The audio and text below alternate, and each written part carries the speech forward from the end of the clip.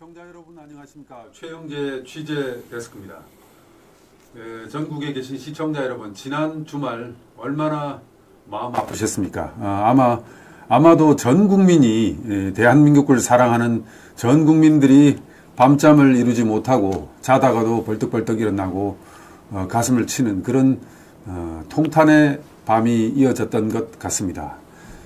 뭐 저뿐만 아니라 대부분의 국민들, 나라를 사랑하는 국민들의 공통된 마음이었던 것 같습니다. 하지만 이제 대선의 시계는 제깍제깍 다가오고 있습니다. 60일 뒤로 우리가 마음 아파하든 말든 간에 이 대한민국의 정치 일정, 대선 시계는 60일 뒤로 다가오고 있습니다. 그래서 오늘은 이런 우리가 아픈 마음을 추스리고 어떻게 하면 이 나라를 다시 일으켜 세울까, 그런 진지한 논의를 오늘 시청자 여러분들과 함께 나누어 봤으면 합니다. 오늘 이 자리에 전옥현 전 국정원 1차장 나와 계십니다. 차장님 안녕하세요. 예, 안녕하세요. 예, 마음 아프셨죠? 정말 인생을 살면서 이렇게까지 억울하고 정말 서러운 경우, 그리고 분노를 느끼는 경우가 거의 없었던 것 같습니다. 네네. 그것도 저는 이런 생각도 들더군요. 어떻게 한 번도 아니고 두 번씩이나 자기 당 대통령을 탄핵시키는 저런 정당이 있나. 뭐 이런 자괴감이 들더라고요. 예, 맞아요. 그러니까 이제 그래서 여당이라는 말이 있는 거 아니겠어요? 네네. 대통령이 있기 때문에. 네네. 그러면은 대통령을 일방적으로 무슨 그야말로 편향적으로 그냥 일방적으로 도와주고 생각을 갖추고 이런 차원이 아니라 네네. 일종의 이 불법적인 탄핵인 것은 이미 만천하가 다 아는 거 아니겠어요? 네네. 아니 본래 내란과 내자도 쓸 수 없는 거를 갖다가 내란자를 만드는 거 아니에요. 맞습니다. 조작을 해가지고. 맞습니다. 그래가지고 탄핵이 이제 성공이 돼가지고 헌재로 넘어가니까 가만히 있다가 딱 재판 들어가니까 나 뺄래. 이거 하나만 보더라도 우리가 사기당했다는 거 다 아는 거 아니겠습니까? 지나가는 소도 다 알아요. 근데 그걸 알면서도 여당이라고 하는 당에서 그 사기 탄핵인데도 불구하고 대통령과 거리를 둬야 된다. 그래서 시종일관 거리를 두는 그러면 이게 정말 여당이 맞느냐.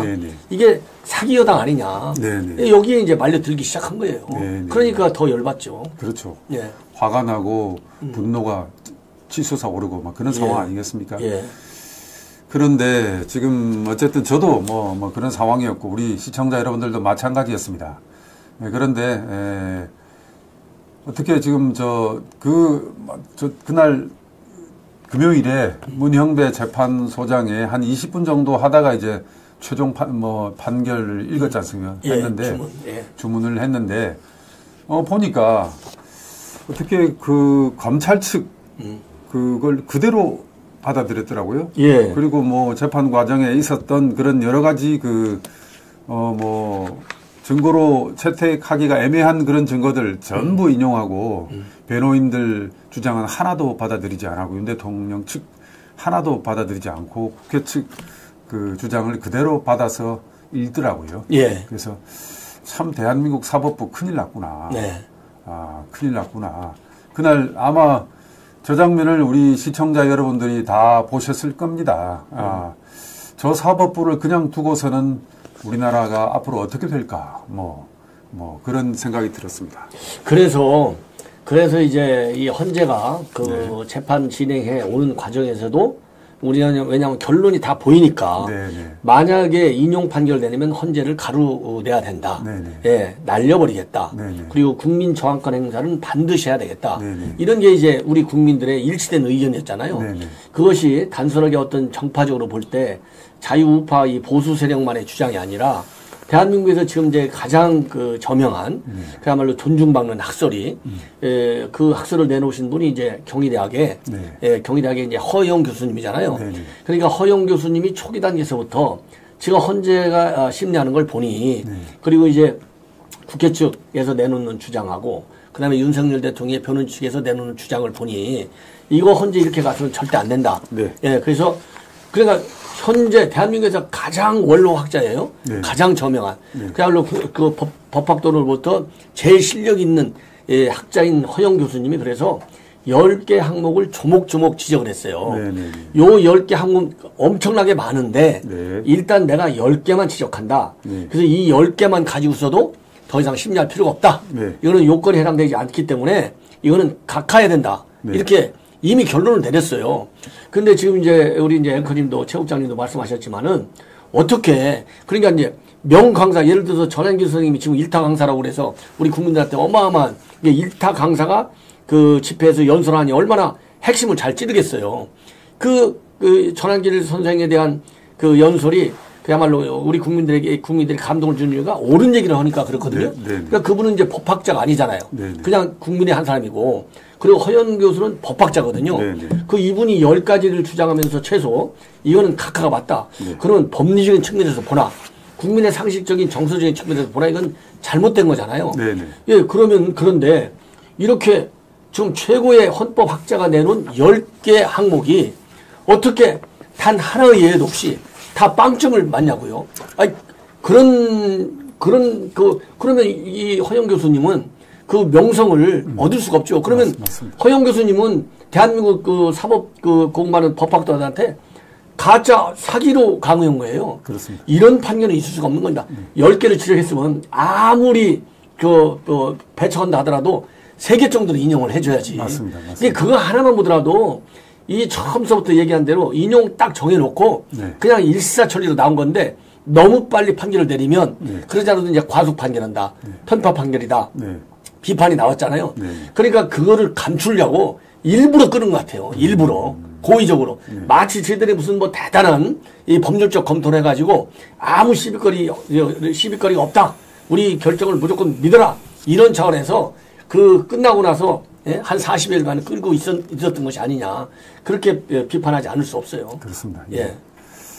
지금 PD님 지금 제가 조금 보낸 그 정치 일정 스케줄 그거 좀 한번 보여주십시오. 대통령 선거 일정 좀 보여주십시오.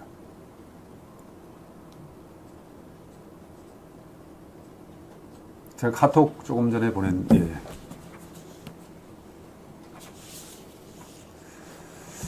예, 시청자 여러분, 지금, 보여드리는 그 일정이 이대로 딱 들어맞지는 않지만, 어쨌든 6월 3일에 투표 개표하는 것은 사실입니다.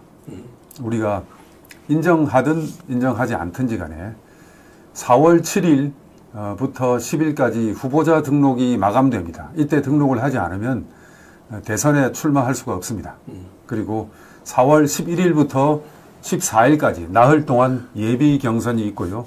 15일부터 30일까지 열흘 동안 본경선이 있습니다. 그리고 5월 10일부터 11일까지 이틀 동안 후보자 등록 신청, 그리고 5월 12일 선거기간 개시일입니다. 그리고 5월 20일부터 25일까지 제외 투표소 투표를 하고요.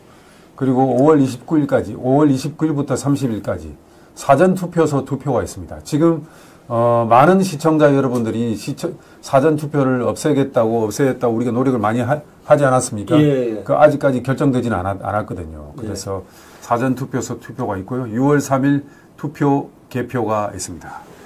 참 도둑 같은 선거인데요.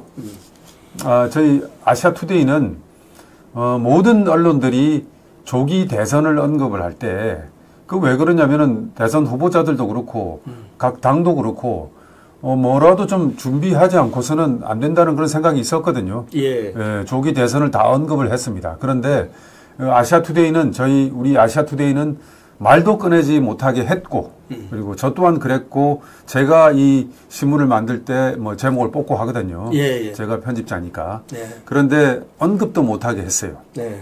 기자들한테도 조기 대선 이야기는 발제도 하지 마라. 왜 그러냐면 우리는 윤석열 대통령 복귀가 제일 중요하니까 조기 대선을 언급하고 하는 건 그 자체는 윤 대통령 복귀에 쏟을 수 있는 우리의 정력이 반감된다. 우리의 모든 노력과 투지를 대통령 복귀에다 맞춰야 된다. 그렇게 신문을 지금까지 제작했습니다. 했는데 어쨌든 지금 결과는 이렇게 나왔고요. 그리고 아까 한 번 더 보여주십시오. 대진 시간표는 나왔습니다. 우리가 통탄해하고 눈물 흘리고 하더라도 이 대통령 선거 시간표는 제각제각 굴러가고 있습니다. 그래서 시청자 여러분, 비록 마음이 아프고 도저히 밥맛이 안 나고 살맛이 나지 않더라도 이 일정을 우리가 무시할 수 없습니다. 이 일정을 무시하면은 어마어마한 악이 지금 저희를 지배하게 됩니다. 어마어마한 악이 저희를 지배하게 됩니다. 우리를 지배하게 됩니다. 그래서 우리는 6월 3일에 우리의 후보를, 우리 자유민주주의를 지키고 국가 정체성을 지키고 대한민국을 전 세계로 국군을 상승시킬 후보를 뽑아야 합니다.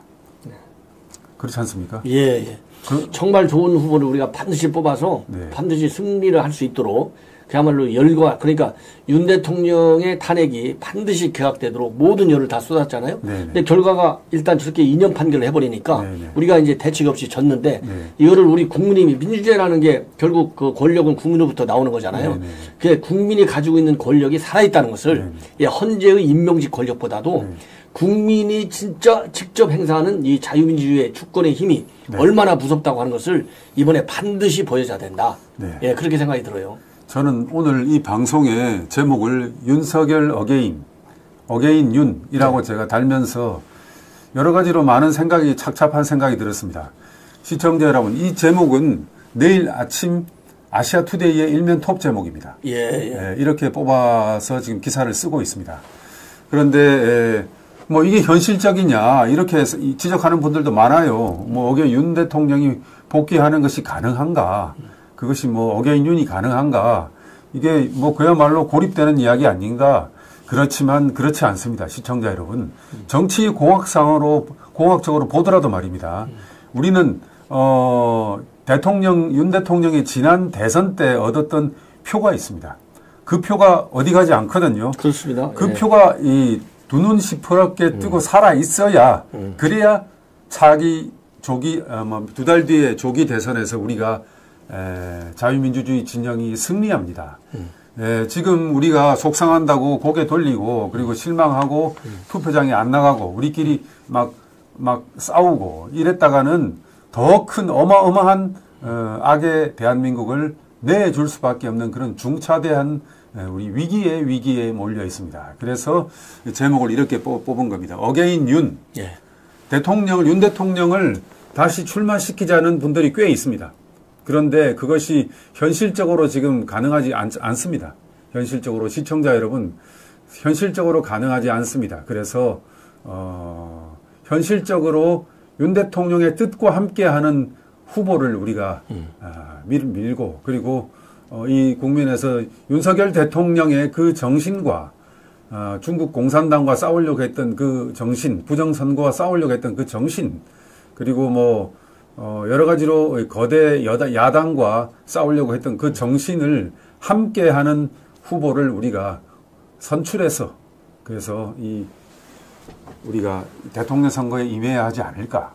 그리고 이 선거 국면에서는 가능한 한 좀 이렇게 분열하지 않고 어게인 윤 이런 구호로 좀 뭉쳤으면 하는 생각이 있습니다. 차장님 그렇지 않습니까? 예, 아주 뭐 저도 우리 최 국장님하고 생각이 완전히 똑같습니다. 그러니까 지금 현 사태를 이제 보는 이 관점을 본다면 우선은 이제 헌재 판결이 법률적인 결정이기 때문에 이제 법률적인 측면에서 분석을 해야 되고 대응도 하고, 그다음에 이제 또 하나는 이제 정치이잖아요.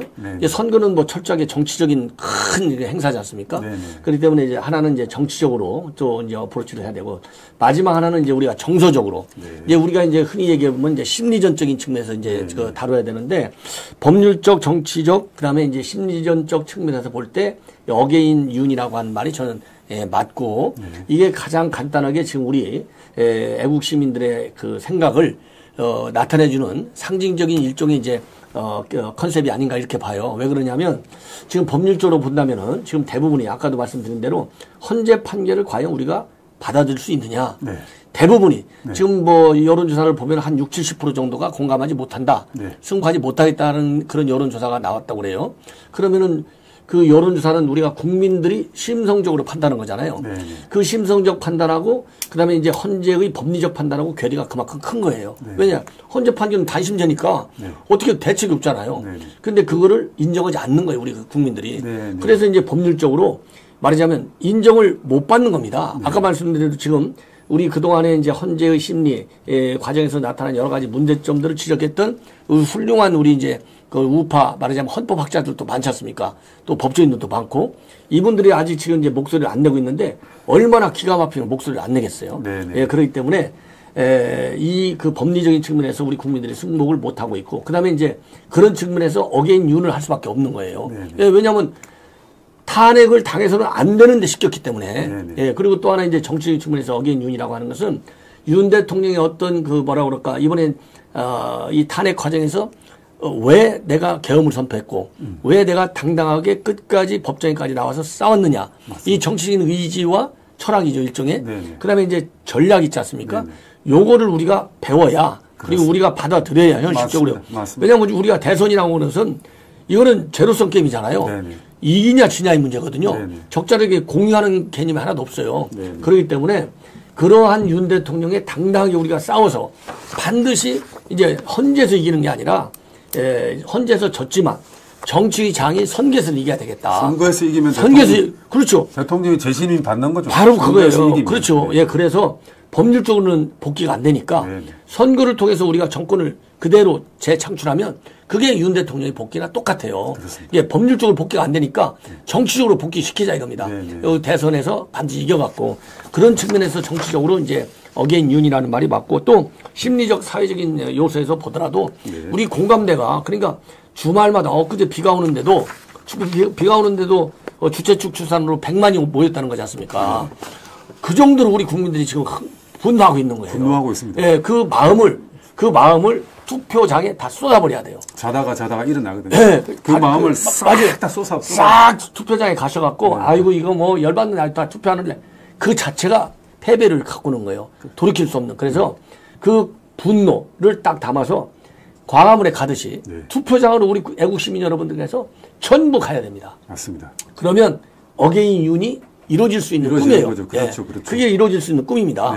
만약에 이제 일부에서도 예를 들어서 우리 국민의힘만 하더라도 그 이번에 탄핵에 적극적으로 반대했던 분들도 있고 또 찬성했던 사람들 있잖아요. 그렇죠. 이러면 지금부터는 안 되는 거예요. 그래서 지도부서부터 입장을 확실하게 해라. 예, 확실하게 해야지. 지도부가 그동안에 그러니까 현 그 쌍권이라고 하잖아요. 이 지도부가 윤 대통령을 버린 거나 마찬가지예요. 윤 대통령을 계속 거리 두지 않으면 망한다고 그래갖고 얼마나 거리 두었어요. 지금도 그러고 있어요. 지금도 그러고 있어요. 그래서 우리 국민 분노, 우리 애국 시민들이 국민인 지도부에 대해서 어마어마하게 분노하는 거예요. 그러니까 지금 이제 특히 친한파를 중심으로 어게인 윤이라는 구호를 싫어하거든요. 그 친한파 그 12명, 그래서 저는요, 이번 탄핵 국면에서 헌재에서 넘어가기까지의 제일 배신자, 을사 5적이나 을사 12적은 바로 친한파들입니다. 조경태서부터 시작해갖고, 김상옥이, 김종경이 등등, 신지호, 이런 인간들이에요. 그래서 지금 이제 이런 어게인 윤이 시청자 여러분, 그냥 괜한 이야기가 아닙니다. 괜한 이야기가 아니라 정치 공학적으로 보더라도 어게인 윤 해야만 우리가 승리할 수 있다는 그 지표를 보여드리겠습니다. 유두환 PD님, 제가 보내드린 그래프 좀 보여주십시오.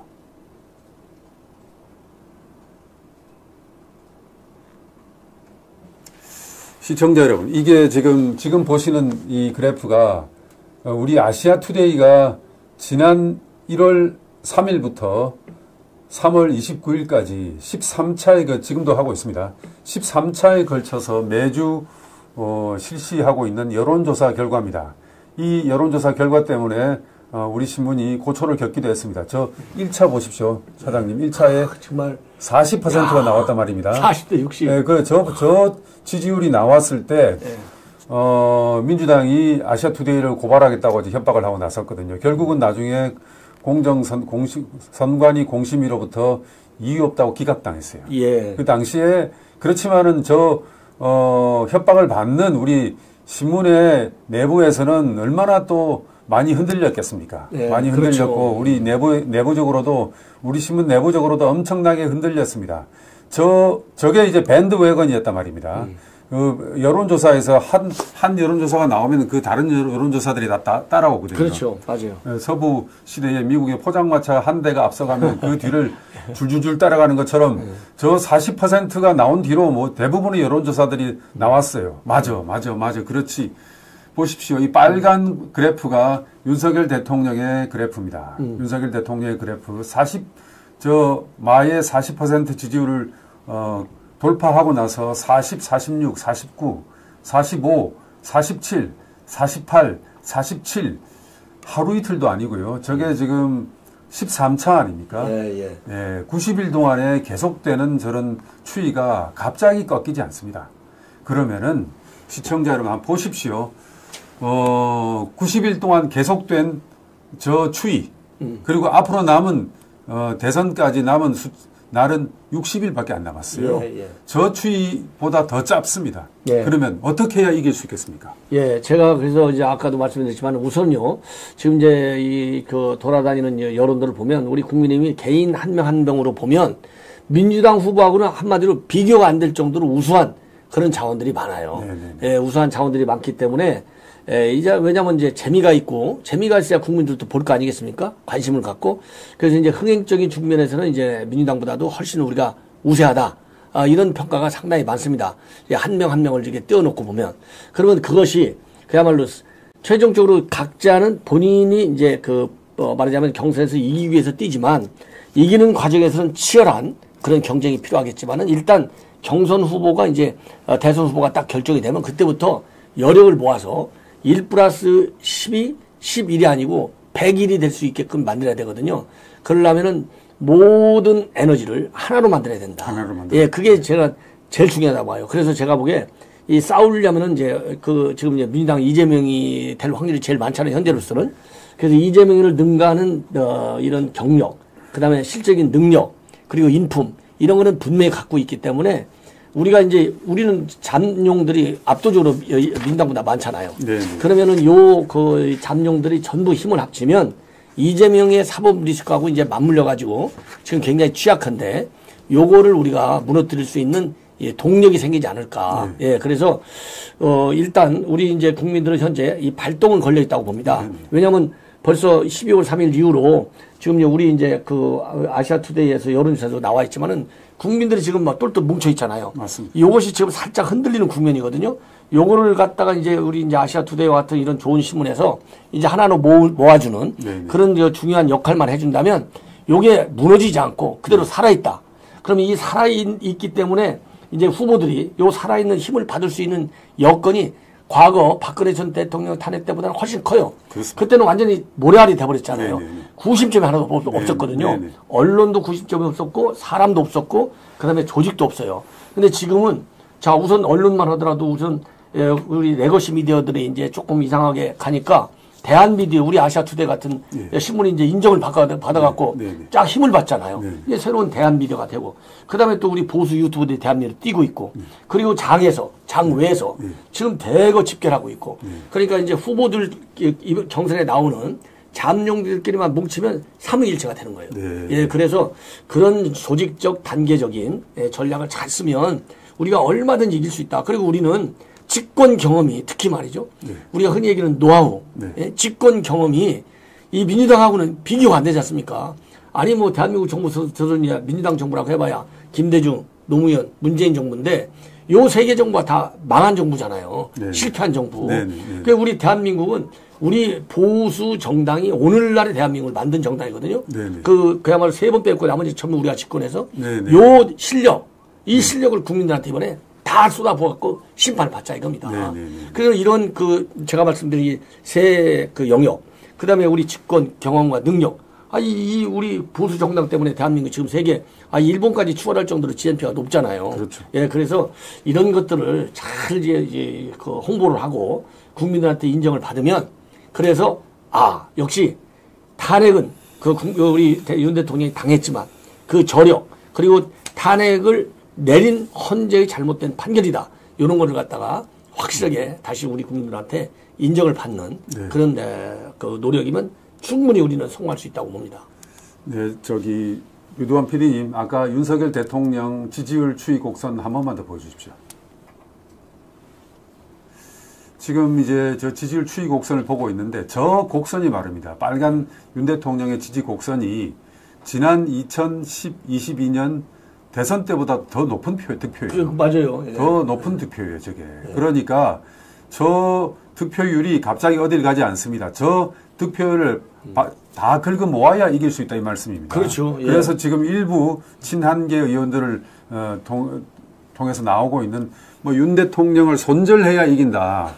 뭐 그거는 정말로 바보 같은 이야기들이죠. 바보 같은 이야기. 그러면 완전히 박살나는 거죠. 그러니까 예를 들어서 그러면 저는 그런 사람들한테 질문 안 하고 싶어요.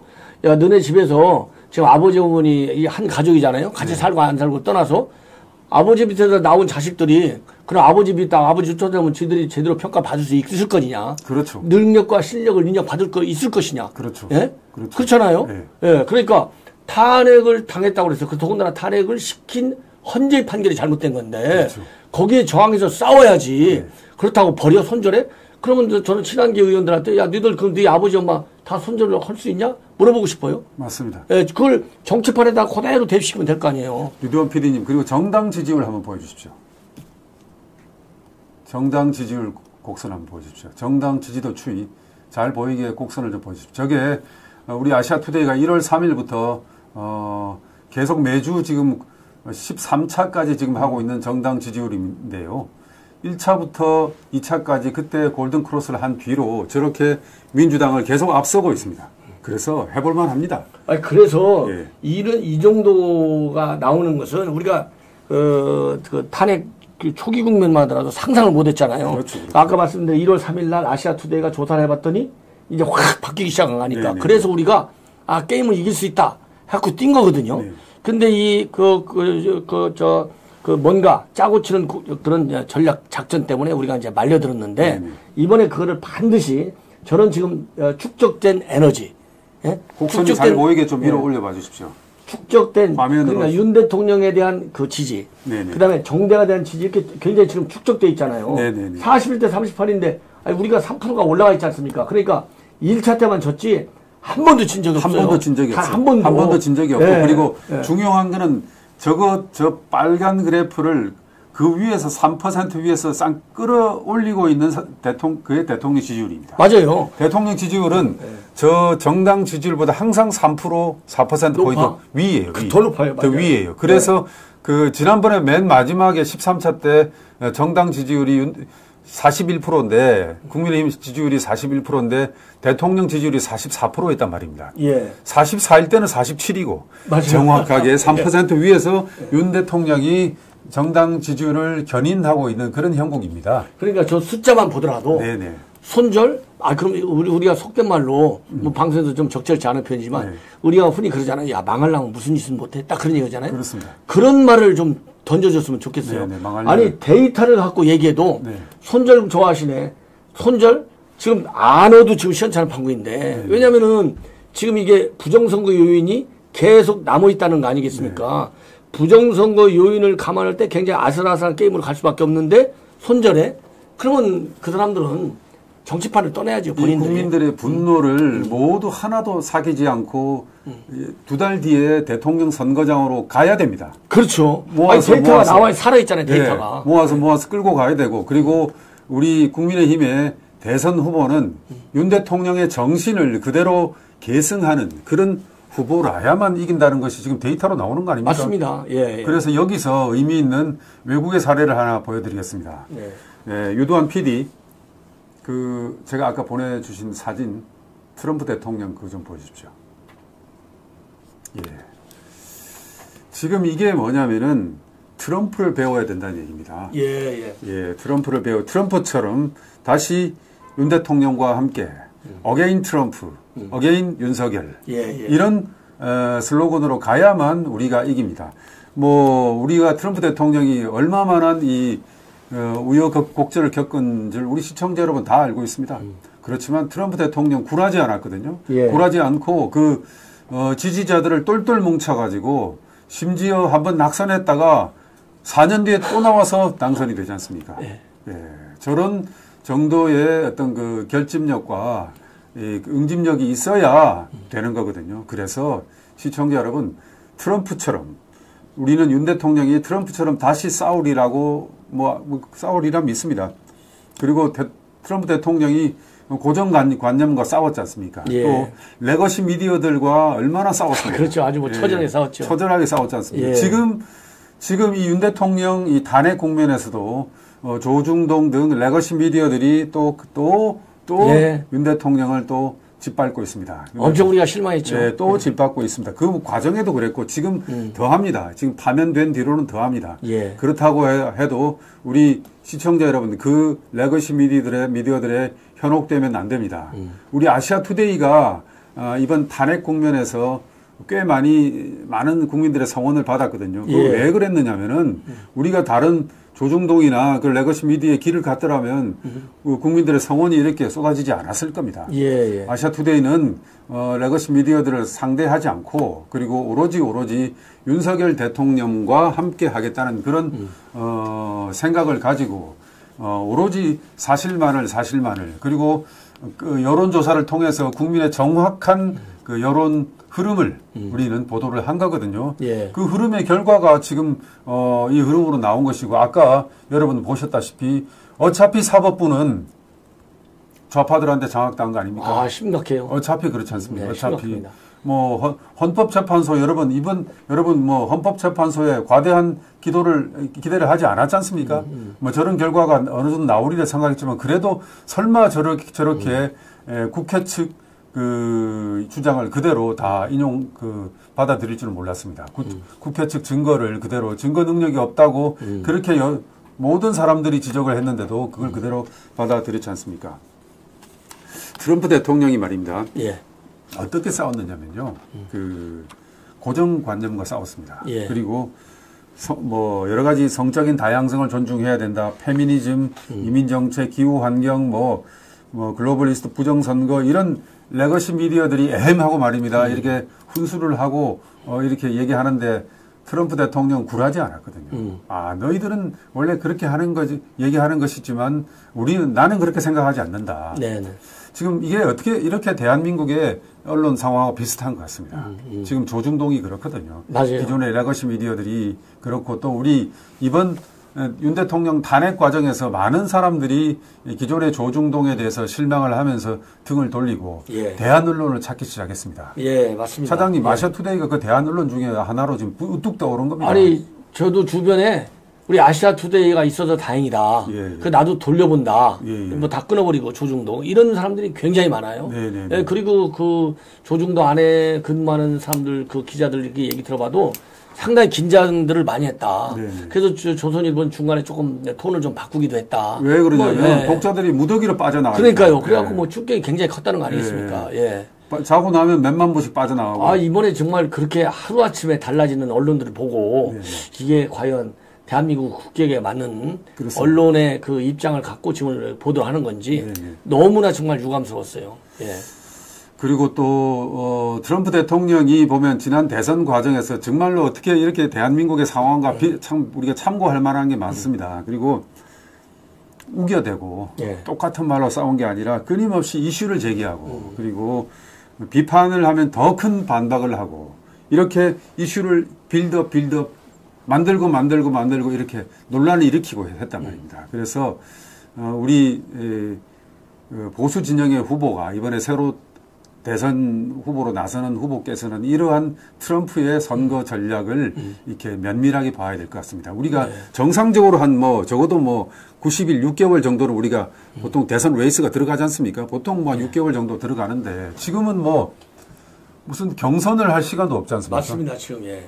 그리고 저쪽은 이미 대선 준비를 확실하게 하고 있죠. 이재명 대표는 이미 정해진 상수로서 야당의 대권 주자로서 정해지고 1인 다른 후보가 없지 않습니까? 예. 그런데 우리는 벼락같이 지금 이제 대통령 선거 조기 대선을 맞아가지고 우파 진영 후보는 진짜 어떻게 해야 될지를 지금 갈팡질팡하고 있는 상황일 겁니다.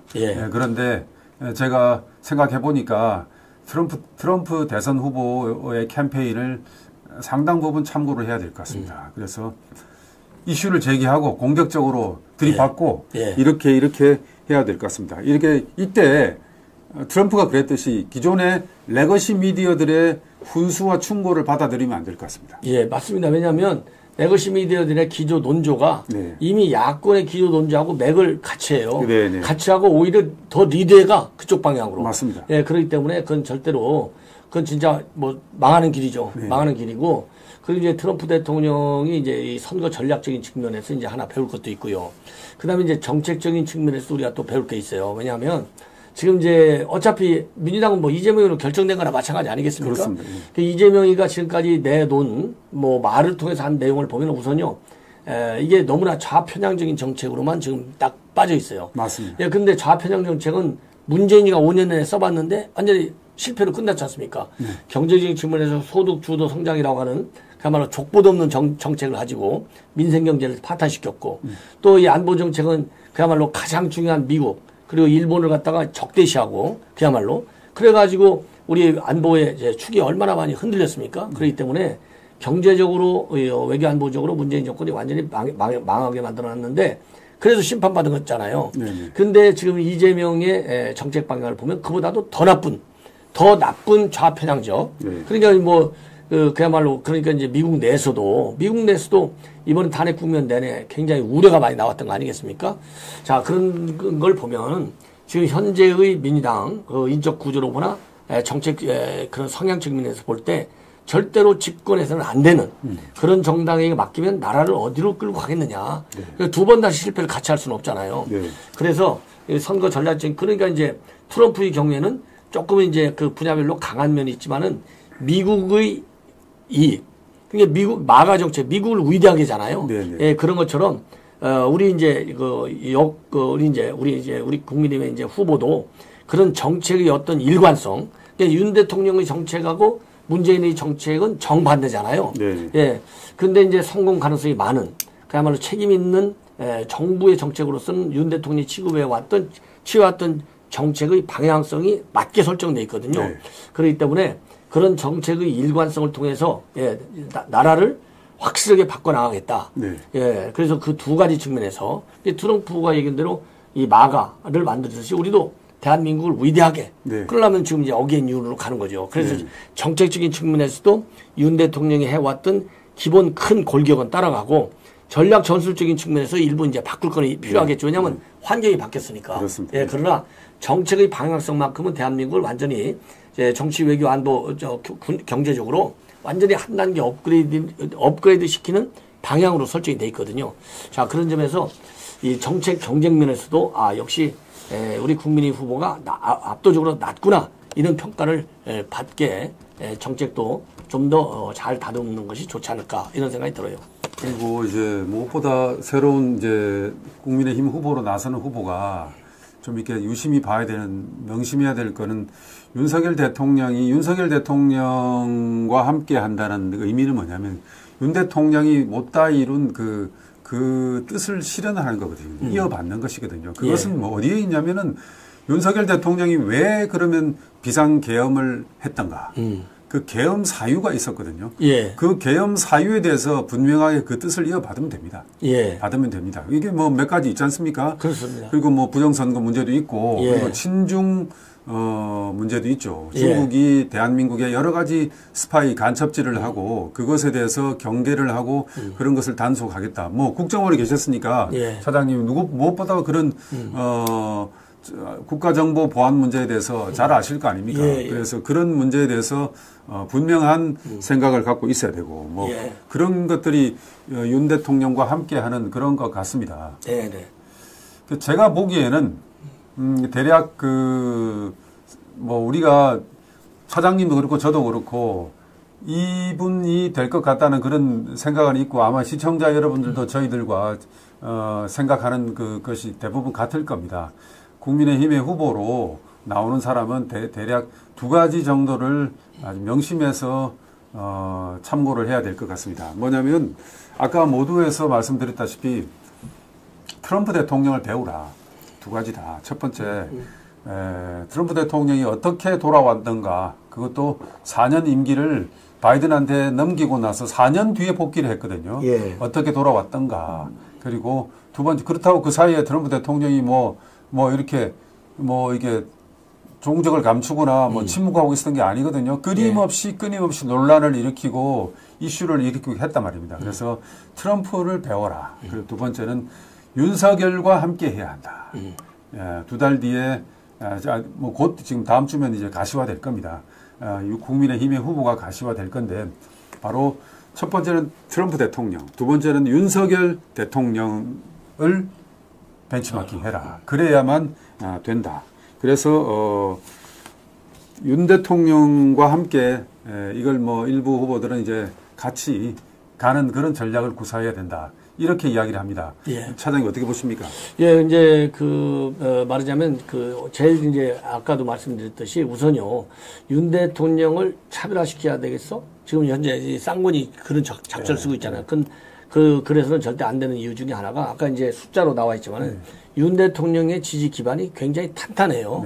예, 그야말로 똘똘 뭉쳐 있는 거죠. 정치공학적으로 보더라도. 네, 정치공학적으로 보더라도. 뻔한 그 지지자들이 여기 있는, 똘똘 뭉쳐 있는데, 네. 그 사람들은 외면하고 어디 가서. 그러니까 어디서 지지를 찾을 거예요. 어디 가서 표를 달라고 하겠습니까? 예, 그렇기 때문에 그런 말하자면 이제 선거 전략이 성공하려면 지지 기반이 단단해야 되잖아요. 그렇죠. 그러니까 그것만 보더라도 지금 당에서 당 지도부가 생각하는 차별화 전략, 이건 큰일 난다. 바보가 아닌 이상. 예, 바보가 아닌 이상. 진짜 큰일 난다. 예, 그래서 그거를 그대로 이제 업고 가는, 그대로 안고 가는, 이게 여기서부터 출발해야 돼요. 그렇죠. 여기서부터. 그렇죠. 예, 그래야 우리 흔히 얘기하는 집토끼들이 진정성 있는 후보고, 진정성 있게 국가 발전을 리드할 수 있는 그런 비전을 가지고 있다. 이렇게 신뢰로 연결되는 것이다. 저는 그렇게 봅니다. 예. 그 지지자들이 그대로 투표장에 나오기만 해도 선거를 이깁니다. 그러면 37% 그렇지 않습니까? 선거를 이깁니다. 그리고 워낙에 야당 후보 이재명 후보는 이재명 되면 안 된다는 사람이 얼마나 많습니까? 비호감도가 굉장히 높아요. 그렇죠, 그러니까 그거를 단순하게 비호감도가 아니라 비토 세력으로 만들어야 돼요. 그렇죠, 그렇죠. 예, 비토. 예. 그 표를 나와 있는 표를 단단히 모아야 지금 승리할 수 있지. 엉뚱하게 다른 데서 표를 구하겠다는 것은 그야말로 바보 같은 짓 아니겠습니까? 바보 같은 짓입니다. 그래서 특히 지금 2030 세대들 있지 않습니까? 제가 이번 대통령 탄핵 국면에서 2030 세대들을 많이 만났습니다. 자유대학 학생들, 자유대학 학생들을 여의도 근처에 있는 여기 막걸리집에서 감자탕집에서 쭉 만나서 저녁에 한 잔씩 하면서 다 만나봤습니다. 그런데 정말로 대한민국이 복이 있다는 걸 느꼈어요. 어디서 갑자기 이런 청년들이 뚝 떨어졌나. 마치 30년 전에 40년 전에 30여 년 전에 제 모습을 보는 것 같고 그렇습니다. 제가 20대 때 그렇게 어떤 그런 학생운동을 하던 그 시기에 이 청년들이 우파 학생운동을 한다고 지금 뭉쳐 있는 거예요. 그렇습니다.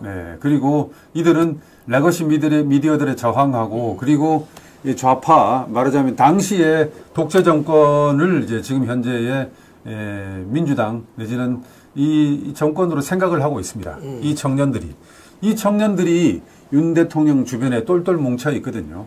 40, 50만 오로지 뭐 이렇게 윤 대통령을 반대하지 60, 70, 20, 30 전부 대통령 주변에 똘똘 뭉쳐 있단 말입니다. 이런 사람들이 자유 대한민국을 지키겠다는 이 생각들인데 이분들을 흩어버리면 안 됩니다.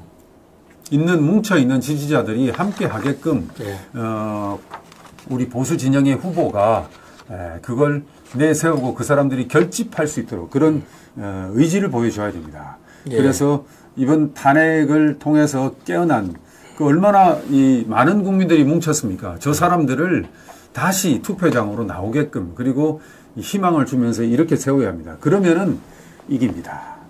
2030을 다시 이렇게 세우고 그리고 탄핵 사태로 낭패감에 빠져 있는 국민의 가슴에 다시 이 불을 지펴야 됩니다. 그래서 지금 아주 중요한 요 부분이 중요한 건데 그래서 이제 윤 대통령이 탄핵 국면에서 메시지를 낼 때마다 거의 빠짐없이 2030 청년에 대한 메시지가 빠지지 않아요. 그래서 조금 전에도 요 방송 시작하기 전에도 이제 그 대통령께서 입장문 하나 내놨는데 거기 보더라도 청년에 던지는 또 하나의 메시지가 또 있어요.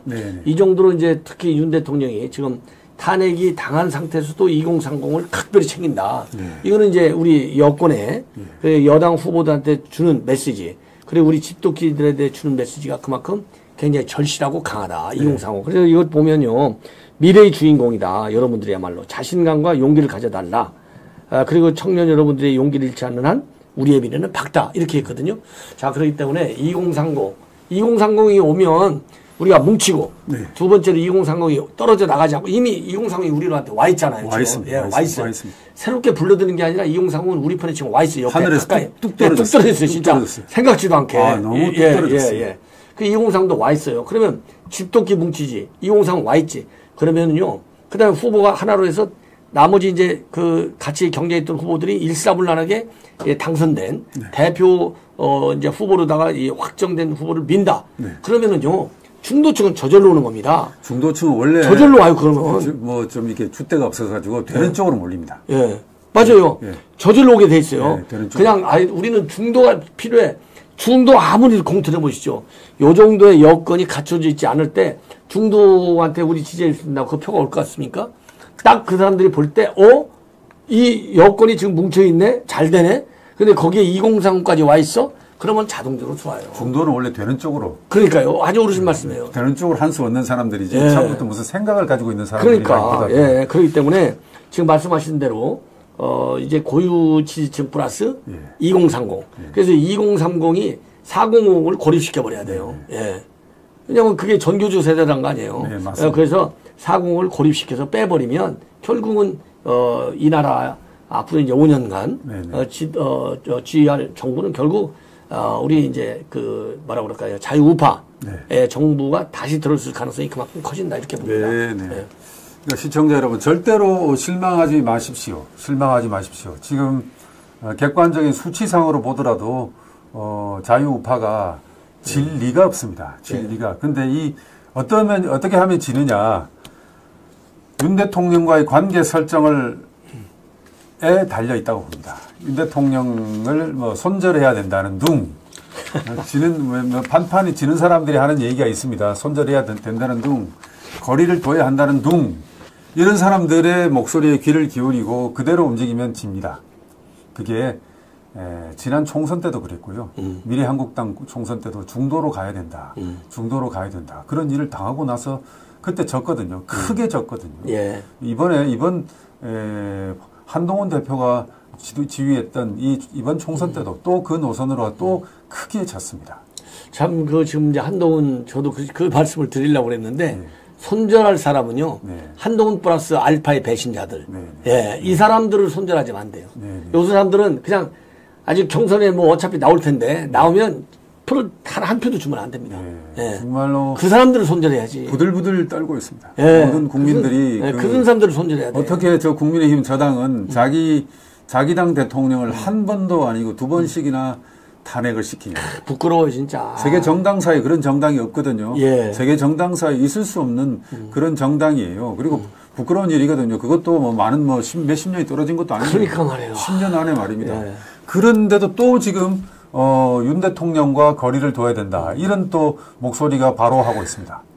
저 여당 내부에서. 그래서 참 여당 내부, 근데 이제 의총할 때도 굉장히 좀 의견들이 굉장히 많이 충돌했다고 하는데 거기에서도 그랬다는 거 아니에요. 이번에 탄핵에 찬성한 사람들은 잘라내야 된다. 이런 얘기까지 나왔다는 거 아니겠습니까? 오염시키니까. 오염시키니까 말이죠. 근본을 잘라내야 된다. 그래서 심각한 문제예요.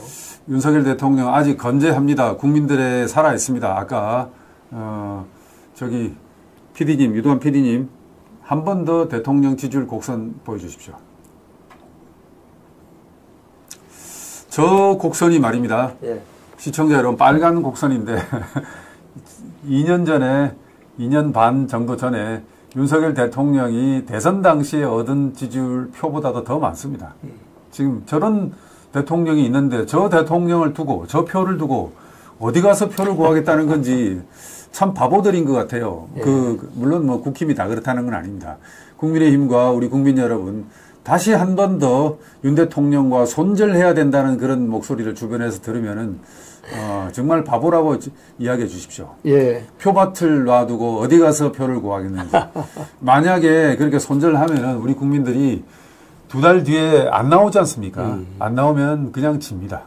안 나오면 다시 어떻게 그 세월을 앞으로 향후 5년간의 세월을 견뎌내려고 그러는 건지 지금 시퍼렇게 살아있는 저 지지자들을 두고 딴 데 가면 안 되지 않습니까? 예. 시청자 여러분, 우리 아시아투데이도 열심히 하겠습니다. 시청자 여러분들도 우리 윤석열 대통령에 대한 지지와 그리고 이런 것들을 거두어들이지 마십시오. 아직 대한민국이 쓰러지지 않았습니다. 그리고 우리 자유우방국가들도 우리 한국이 제대로 우리 국민들 내부에서 일어서는 것을 바라지 어떤 우리 미국이나 이런 자유우방국가들도 대한민국이 중국 쪽으로 쏠려가는 걸 절대로 원하지 않습니다.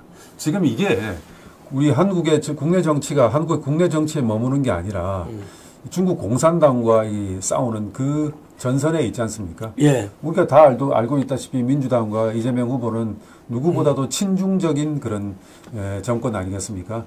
미국과 일본 등 자유민주주의 진영에서는 이번 윤석열 대통령에 대한 탄핵이 바로 한국에서의 한미일 공조 노선을 주장하는 정부가 탄핵된 거라고 그렇게 보고 있어요. 맞습니다. 네. 그래서 미국에서가 그렇게 많이 우려를 표명하고. 네. 그렇게 보고 있는 거예요. 그래서 지금 다음 정권에서 친중 정권이 들어선다면 한국의 경제는 파탄이 날 가능성이 큽니다. 예. 한국의 경제는 외국인 투자뿐만 아니라 모든 것이 썰물 빠지듯이 빠지면서 아주 대한민국이 위기에 처할 것입니다. 그래서 우리 시청자 여러분, 우리 윤석열 대통령에 대한 지지를 거두어들이지 마시고 그리고 60일 남은 대선에서 똘똘 뭉쳐서 그 윤 대통령의 정신을 승계하는 후보에게 표를 던져주고 나라를 그 방향으로 끌고 나와야 되겠습니다. 그것이 우리가 살 길이 아닌가. 조기 대선 국면에서 저는 그렇게 봅니다. 예. 아니 전적으로 동의하고요. 가장 이제 우리나라가 옛날 70년대 80년대 그때의 대한민국이 아니고 지금은 완전히 대한민국이 선도국가 중에 하나잖아요. 그렇기 때문에 그 격에 맞는 정책을 써야 되는 거예요. 자, 그래서 이제 아까도 말씀드렸지만 문재인 정권이 왜 실패했느냐. 대한민국의 국제적인 위상, 그리고 우리 국민들이 우리 국내적인 측면에서 바라본 그 어떤 시각, 이거하고는 동떨어져서 김정은이만 쳐다보고, 시진핑만 쳐다보고, 예? 국내에서는 종북 좌파들만 쳐다보고, 거기에 정책을, 역량을 집중했거든요. 그러니까 나라가 망해갖고, 예? 국가 부채가 400조가 늘어나고, 그리고 이제 나라의 안보를 지키는 한미동맹이 또 거덜나고, 그리고 일본은 완전히 무슨 적대시해가지고, 또 완전히 우리가 돌이킬 수 없는 다리까지 건넜잖아요. 예. 지소미아까지 폐기하면서. 예, 그런 우리가 아픈 경험이 있기 때문에 더 이상 두 번 다시 이런 아픈 경험을 해서는 안 된다. 예, 그래서 그나마 윤 대통령이 2년 반 동안 이 정도로 교정을 해 놓고 있지 않습니까? 그래서 요 위에서 우리가 그대로 정말 우리 후손들에게 부끄럽지 않은 성장된, 발전된 대한민국을 그려놓아야 된다. 예, 이렇게 생각을 합니다. 정옥균 차장님 오늘 말씀 고맙습니다. 예, 감사합니다. 시청자 여러분, 오늘 이까지입니다. 조기 대선 정말로 꿈만 같은 생각하기도 싫었던 일이 눈앞에 다가왔습니다. 그렇지만 우리가 이 대선 시계를 외면할 수는 없습니다. 6개월 뒤에 승리하기 위해서 우리 아시아투데이와 임직원들은 취재해서 올바른 정보와 그리고 심도 있는 논평을 독자 여러분들에게 전달하겠습니다. 오늘 이까지입니다. 다음 방송 시간까지 안녕히 계십시오.